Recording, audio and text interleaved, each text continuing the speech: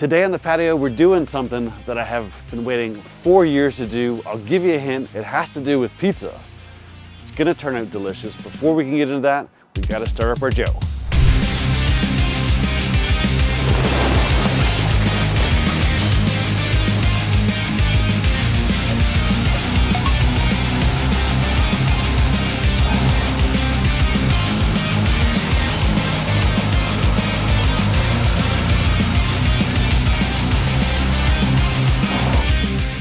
What's up, barbecue fans? Welcome back to the patio. My name's Jake. You're watching Run and Cook. Today on the channel, we're doing pizza. We're trying, for the first time ever, the DoJoe. Now, this has been out for 4 years. I've looked at it numerous times. I've never seen one in person, but I've watched some videos on it, and it's had me curious. The DoJoe addresses a few challenges with a Kamado style cooker.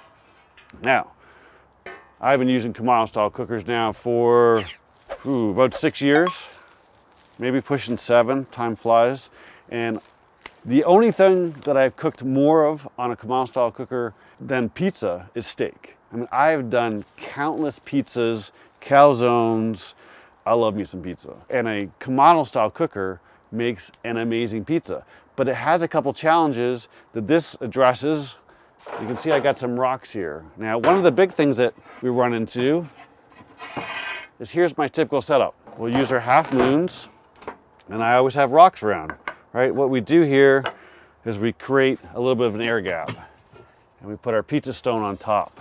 Now, why do we do this? If you don't do this, you've got all that heat coming from above. It's pounding this pizza stone. And what happens is you can burn the bottom of your pie before the top's done. Now, you can wipe it down with a cold rag, but in my experience, this air gap has really helped me. I can turn pizza after pizza after pizza if I'm having people over, and I don't have to worry about anything else. So I adapted this probably almost 5 years ago. As I pushed up my temperatures, I really had a challenge with burning the bottom, and this saved me a lot of frustration. Now, the great thing about the DoJoe is it has this built into it. Bring this guy back up here. But what we have here, and let's see if this is going to show up on camera properly, but you have 2 levels, okay? If we look at the back here, we have a level for our pizza stone, and then we have some lips here for our heat deflectors. And what happens is these guys go in first. Got a lip on the back. You put the front one in first. And away we go. The heat deflectors here, they're lower, and then we've got another gap. Then we've got a gap here, and then we've got another lip here, where our pizza stone sits on top. All right, so what we do,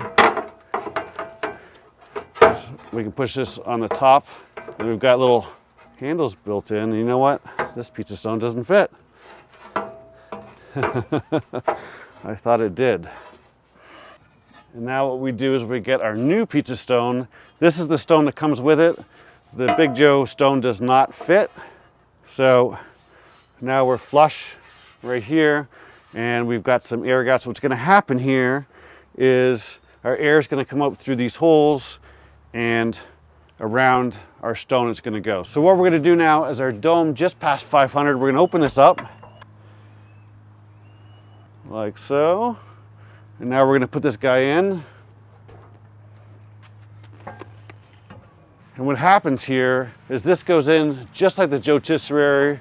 We're gonna close this, and you can see there's a little latch here, so we're gonna turn this and line it up a little bit. We're gonna put our latch on there to hold it in place. And this shows us the second challenge that the DoJoe helps address, and that is having hot air come over our pie, right?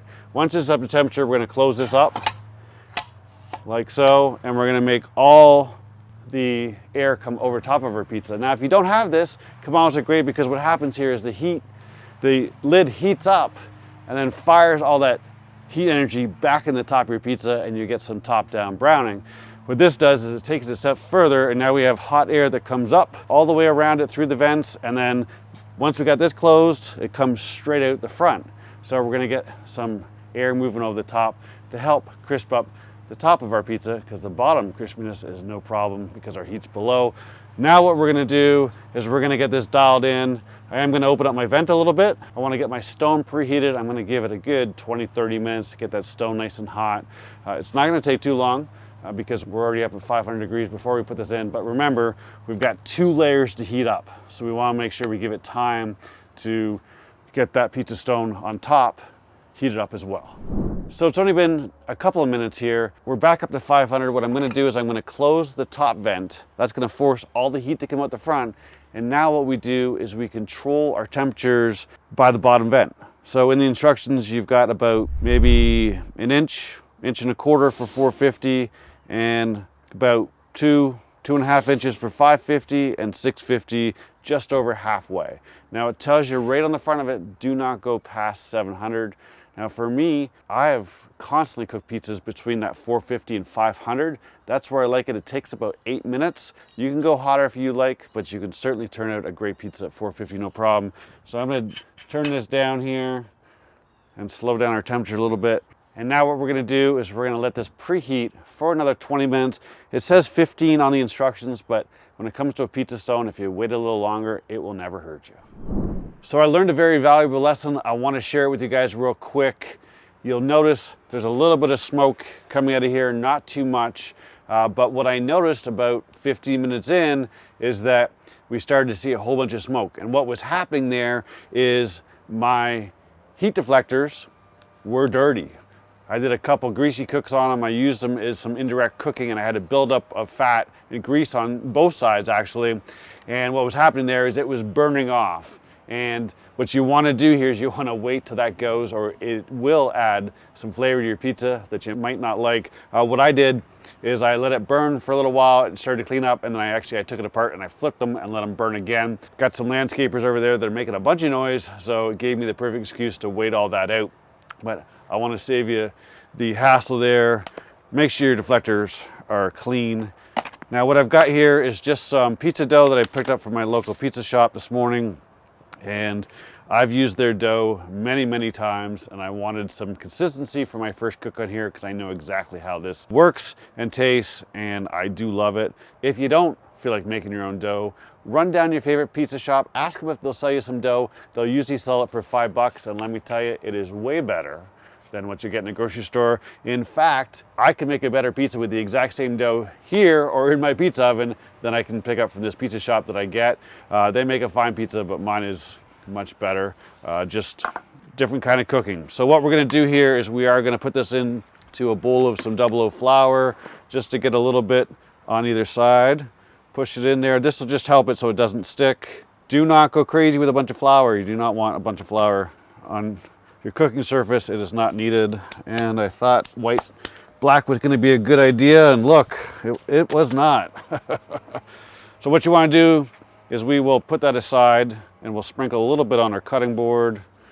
Do not use too much because we're going to shake it off anyhow. Just like Taylor said, I know Taylor Swift, we're on a first name basis. Anyhow, start to press that out. When you've got it starting to move, just get that off your board here. And you know, you can flip up, over, back, flip up, over, stretch this way. Once you do this a couple times, the pizza will automatically turn and you'll get a nice dough. Or you can stretch it out this way. You can also do a little gravity one. The gravity one is more difficult because you will get some thin spots there. So stretch it out by hand and get yourself a nice little crust on the outside. Now this can make up to a large pizza, right? So the smaller pizza, or the less that we stretch it out, the more thick that pizza is going to be. And I actually don't mind a pretty thick pizza, so I usually keep them kind of small. If you've got an air bubble, look, right, you can see it's popped up. This is just going to burn. Pop it. Okay, same here. Look for these when you're done because they will burn, or they'll pop up really big and it'll make a really weird looking pizza. And when you've got it about the size that you want, we can put it together. Man, I'm really annoyed by this. I thought because I didn't make my own dough I could get away. Just means I'm working hard. So, pizza sauce, don't overthink this. This is super easy to make. This is a can of organic whole tomatoes. I dumped them in my blender. I put in some basil. I put in 3/4 of a tablespoon of salt, 3/4 of a tablespoon of pepper, a little bit of olive oil. I put it on high and I blitzed it twice. I dumped it in this container and we're done. You don't need to pre-cook it or anything. And you can blend it more if you don't like it as thick. I like a little texture to my sauce. Now, if you use too much sauce on here, it will have trouble cooking. Now, the good thing is here, this is gonna take 8 or 9 minutes to cook, so it's gonna have some extra time. So you can go a little bit heavier if you like, and I do generally like, but if you're doing a high temp pizza that's gonna cook in 2 to 4 minutes, do not go crazy with the sauce because it won't cook properly and you won't be happy with the result. There we go. Now I'm making my version of kind of a more gourmet pizza. I like to step it up a notch. This is just some minced garlic. And we're just spreading some garlic all around here. The other thing I like to do here is just take a little bit of basil and oregano and just give a little sprinkle.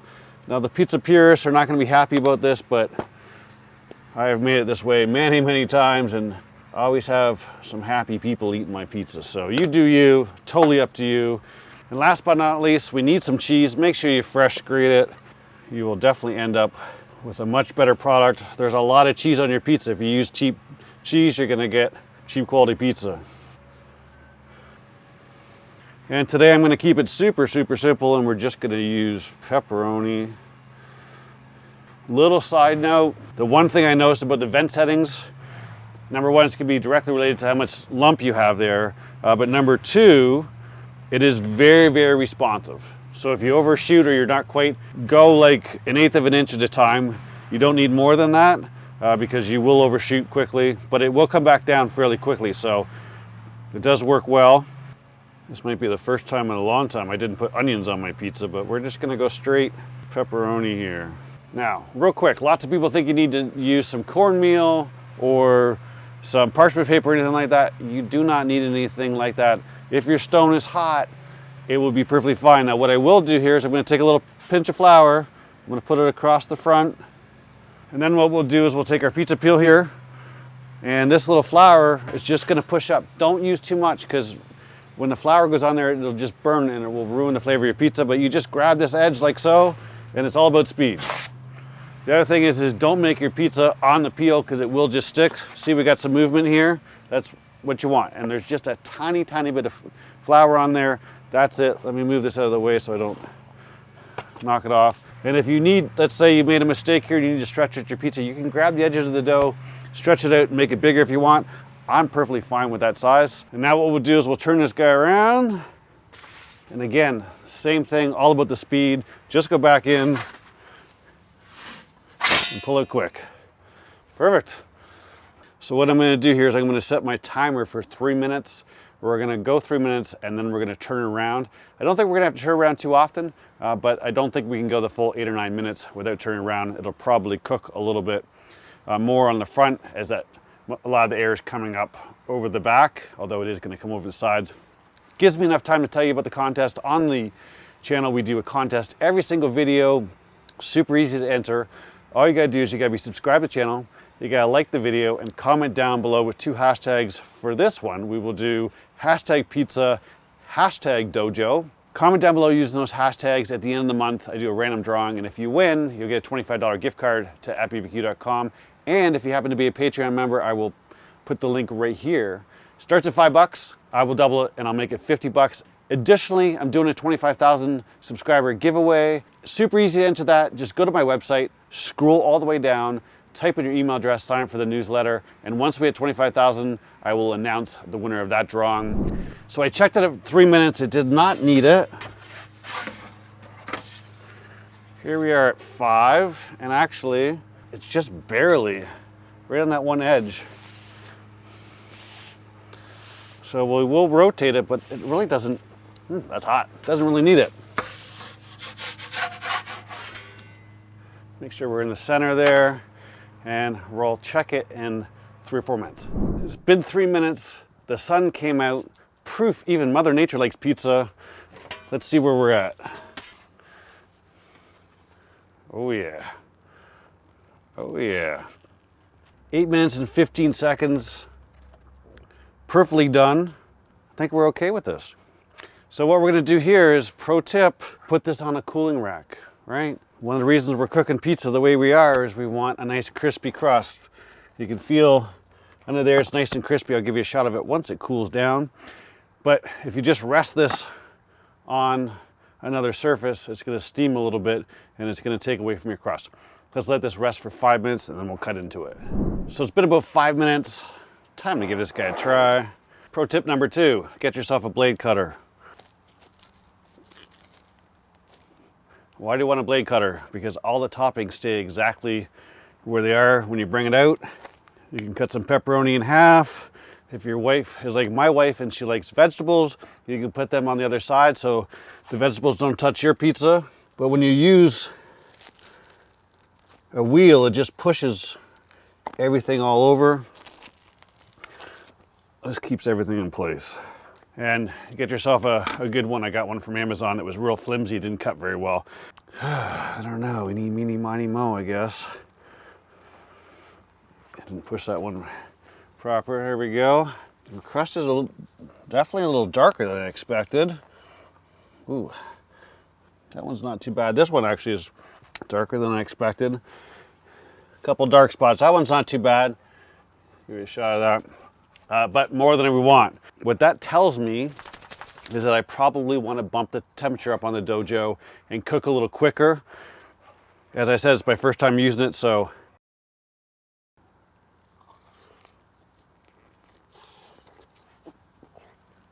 Ooh. I didn't even finish my sentence, I was so excited for the pizza. But as I mentioned, it is my first time using the DoJoe, so we're gonna have a little bit of a learning curve. Look at that melty cheese. It is delicious. Not too bad for my first attempt. Pretty happy with it. I mean, not that I can take credit for it, but we got some great crumb on our dough here. Some good crispiness on the outside. We are a little overdone on the bottom, but again, I think if we bump up our temperature a little bit and I cook it quicker, we'll get rid of that. I also let it burn for a very, very long time before I used it because I was trying to burn off my heat deflectors. But for a first cook, I'm pretty happy with it. I'm gonna break it in a little bit more and I'll bring you back for another video in the future once I get used to it. And maybe we'll do a head to head because you guys know I love my pizza and I got some other options. If you like the video, give it a thumbs up. Thanks as always for watching, and if you're not subscribed yet, hit that subscribe button down there. I'll see you again soon.